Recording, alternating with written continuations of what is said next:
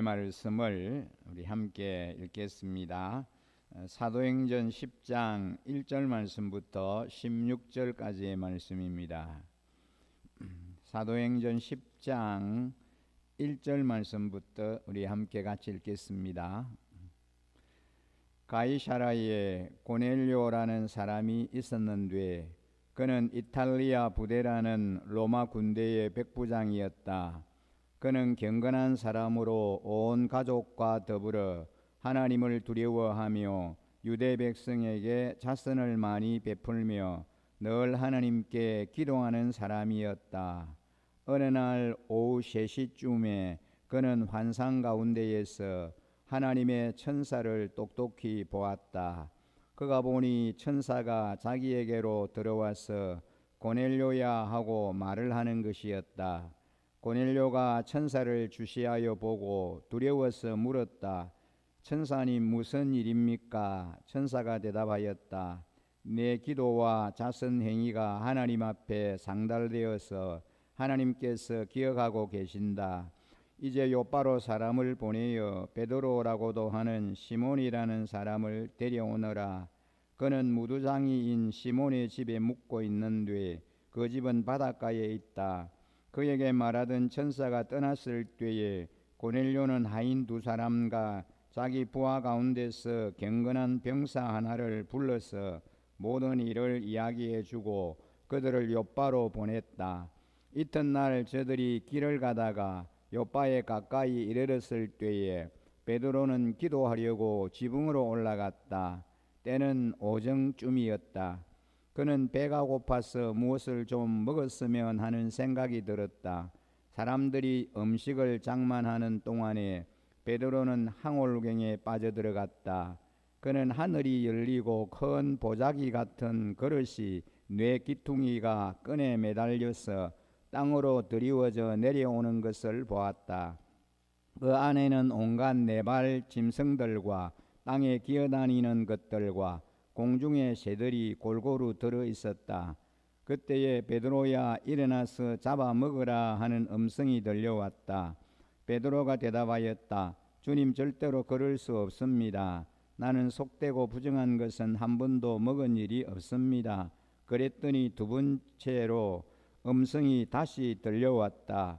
하나님께서 깨끗하게 하신 것을 속되다고 하지 말아라. 이런 일이 3번 있은 뒤에 그 그릇은 갑자기 하늘로 들려서 올라갔다. 아멘. 오늘은 고넬료를 부르신 하나님이라고 하는 주제로 말씀을 함께 나누려고 합니다. 오늘 이 본문의 말씀을 보면 유대인에게만 머물고 있던 복음이 마침내 이방인에게까지 전파된 역사의 서막이 되는 말씀으로 고넬료와 같은 이방인으로서 하나님의 자녀가 된 우리에게 참으로 소중한 교훈의 말씀이 됩니다. 먼저 이탈리아 부대의 백부장 고넬료가 온 집안과 더불어 하나님을 경외하였다라고 하는 말씀을 만나게 됩니다.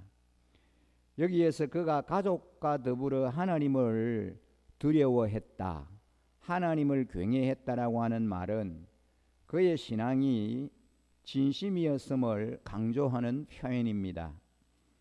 여러분, 자기도 확신하지 못하는 사실을 어떻게 온 집안 식구에게 전할 수가 있겠습니까?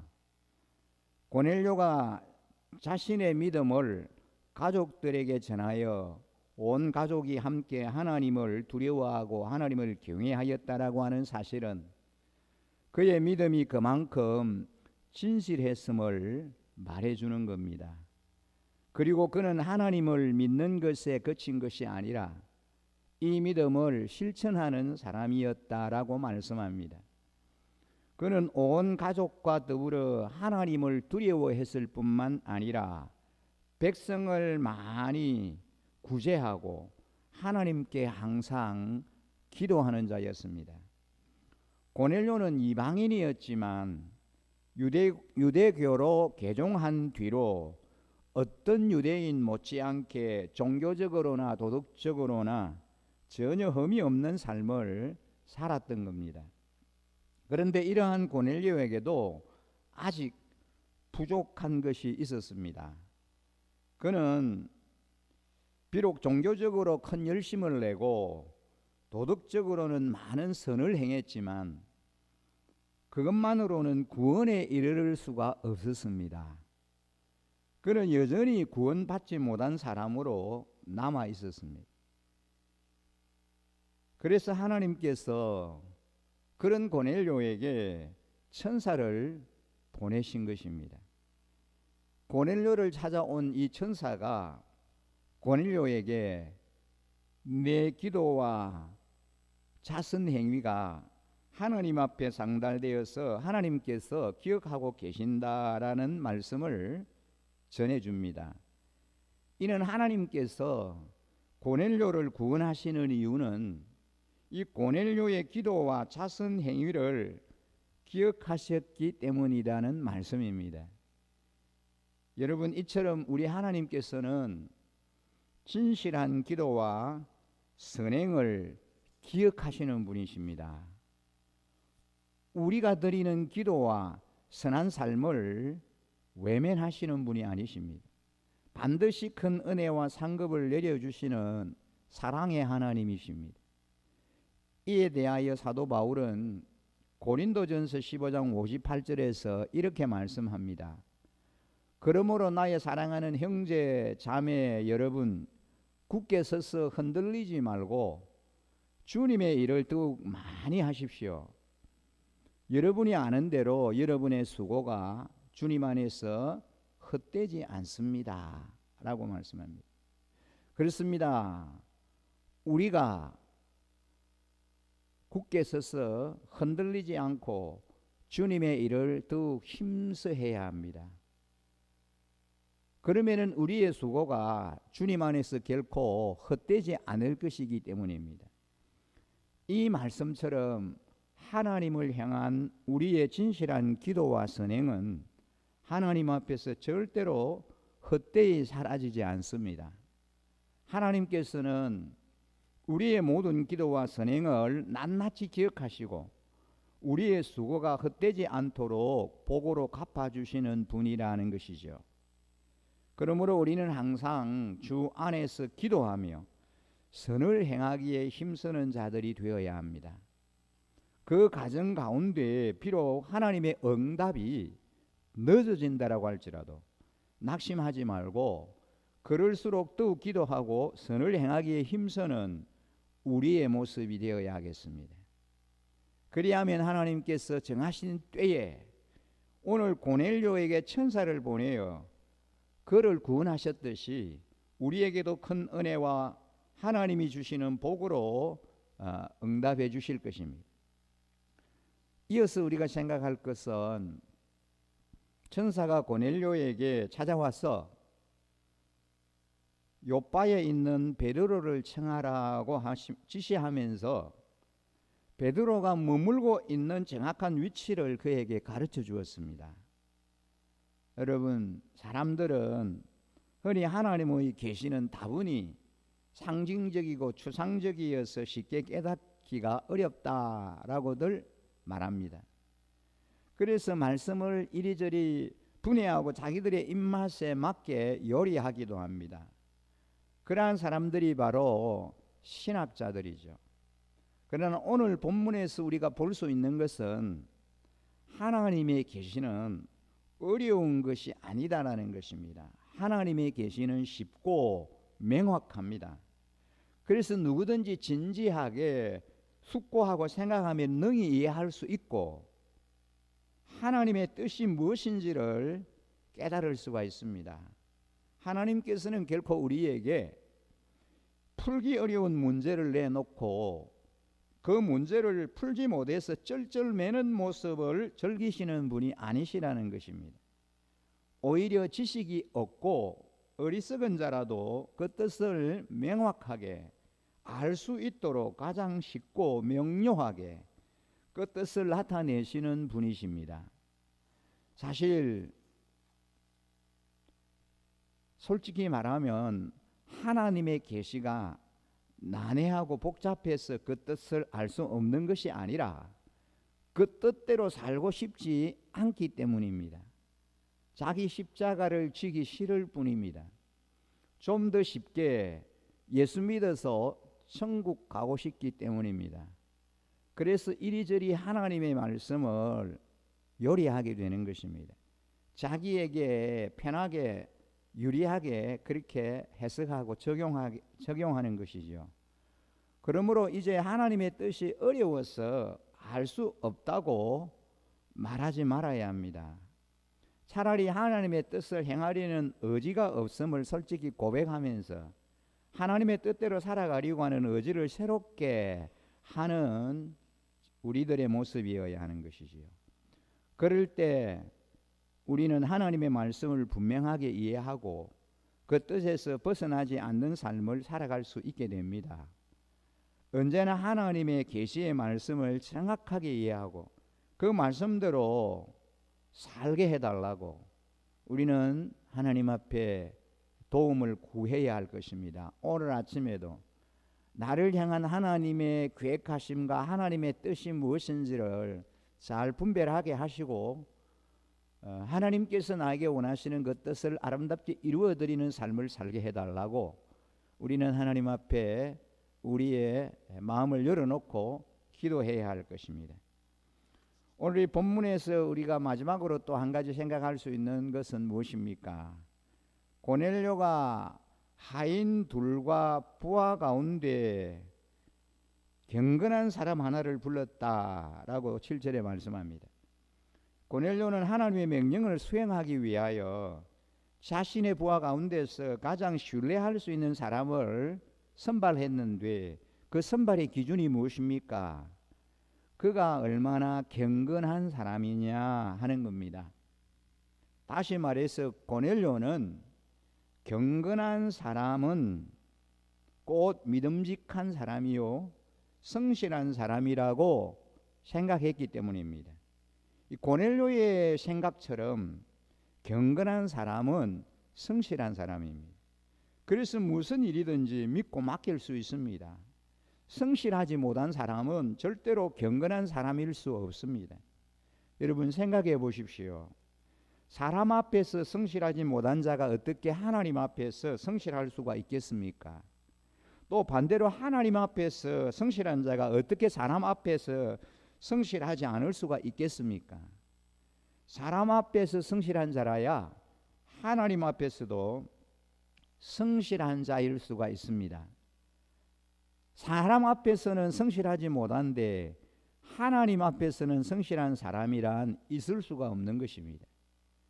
그런데도 오늘날 많은 성도들이 경건과 성실을 서로 연관지어 생각하려고 하지를 않습니다.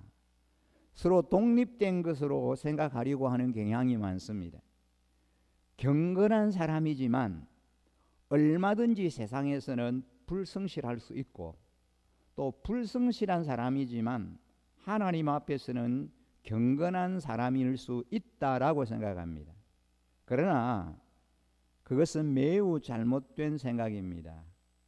하나님 앞에서 경건한 사람이라면 반드시 삶의 현장에서도 성실한 사람이어야만 합니다. 일터에서 성실한 사람이 되지 못한다면 결코 하나님 앞에서도 성실한 사람이 될 수가 없는 것입니다. 그렇다면 오늘 우리의 모습은 어떻습니까? 여러분의 모습은 어떻습니까? 나는 성실한 사람입니까? 아니면 불성실한 사람입니까? 교회 와서는 최선을 다해서 봉사하며 하나님을 섬기는데 삶의 현장에 돌아가서는 불성실하게 생활하는 사람은 진정으로 경건한 사람이라고 말할 수가 없습니다. 그러므로 우리는 모든 일에 성실한 사람이어야 합니다. 하나님 앞에서는 물론 사람 앞에서도 진실한 마음으로 최선을 다해서 자신에게 맡겨진 일을 감당하는 사람이 되어야 합니다. 그리하면 오늘 고넬료에게 임한 하나님의 축복이 우리에게도 임하게 될 것입니다. 여러분, 이처럼 고넬료가 이방인 최초로 복음을 듣고 구원에 이를 수 있었던 것은 결코 우연이 아닙니다. 그는 하나님의 은혜를 받을 준비가 충분히 되어 있었던 자입니다. 그는 이방인이면서도 하나님을 진실로 두려워하고 경외하였고 선한 일에 힘쓰고 그리고 기도에 열심이었던 사람이었습니다. 이러한 그가 하나님의 은혜를 잊게 된 것은 어쩌면 당연하다라고 하겠습니다. 물론 그의 행위가 그로 구원에 이르게 한 것은 아닙니다. 그가 선한 일을 하고 사람들을 많이 도와주었기 때문에, 착한 일을 하였기 때문에 그가 구원받았다, 구원에 이르게 되었다, 그런 말은 아닙니다. 그는 예수님을 믿음으로 말미암아 구원에 이를 수 있게 되었습니다. 그렇습니다. 구원은 믿음으로 얻는 것이지요.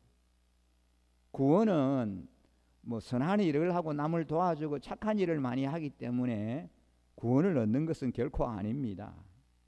하지만 이 고넬료에게는 하나님을 하나님으로 믿는 믿음도 있었고, 그리고 이웃에게 선한 일을 행하는 그런 착한 행실도 있었던 것입니다. 그의 선행은 하나님의 은혜가 임할 수 있는 근거가 되었다고 하는 점에서 그 중요성을 간과할 수가 없습니다. 여러분, 하나님의 은혜는 무조건적이지만 또한 준비된 심령에게 임하는 법입니다. 깨끗이 준비되어 있는 그릇에 음식을 담을 수 있는 것처럼 하나님의 은혜도 그러합니다. 그러므로 우리도 하나님의 풍성한 은혜를 잊기를 원한다면 하나님의 은혜가 임할 수 있도록 기도와 선행으로 우리는 먼저 자신을 준비해야 합니다. 하나님의 은혜를 담을 수 있는 그런 준비된 그릇을 우리가 예비해야 한다는 것이지요. 하나님의 은혜를 받을 수 있는 그런 준비된 그런 마음, 그런 심령이 있어야 되는 것입니다. 우리 자신을 깨끗하게 하여 하나님의 쓰심에 합당하도록 준비를 시켜야 합니다. 그럴 때 하나님의 은혜가 충만하게 부음받고 임하게 되는 것입니다. 이렇게 준비하는 저와 여러분에게 하나님의 은혜와 축복이 충만하게 임하게 될 줄 믿습니다. 오늘 이 아침에 우리는 이방인 고넬료를 묵상했습니다. 고넬료를 생각하면서 어떻게 이방인인 이 고넬료에게 하나님의 구원의 은혜가 임하였을까? 다른 사람 아닌 이 고넬료에게 특별한 하나님의 은혜가 찾아오게 되었을까?